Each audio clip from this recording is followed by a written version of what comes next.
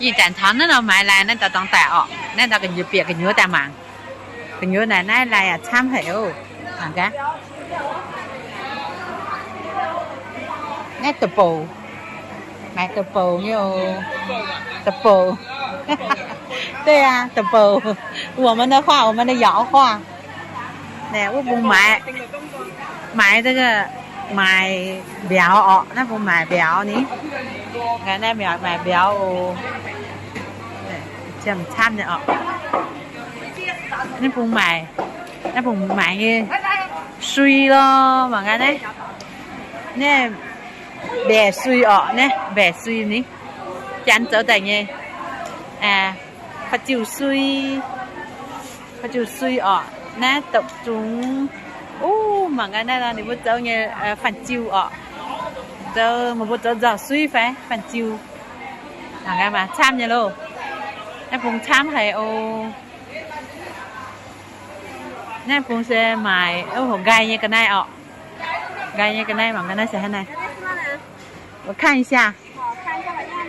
对日杂哈 nè bè gai nè nó hiểu hay không ạ hồng chó phải nó dùng một con phám biểu ạ gì tao hiểu tôi đi cái này sẽ thế này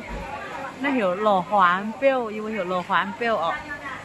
nó sẽ kiểu gai ạ nó sẽ kiểu cúc như một con kiểu cúc thể hóa con xiang cu như một con kiểu cúc ạ nó chạy nó sẽ như một con sẽ đáng ngại cản chuột này bỏ nó hiểu lò hoán biểu ní như một con lò hoán biểu ạ lò hoán biểu thể hóa con lò hang cổ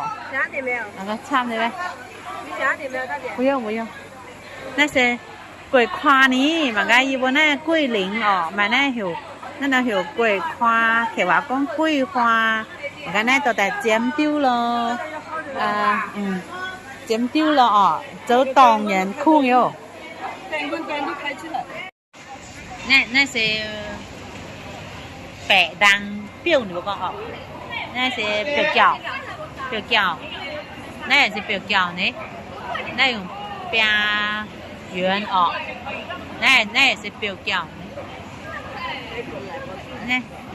那quả đằng,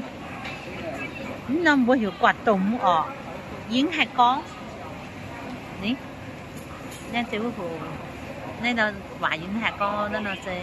车厘子，một con车厘sao, nên là yang mùi,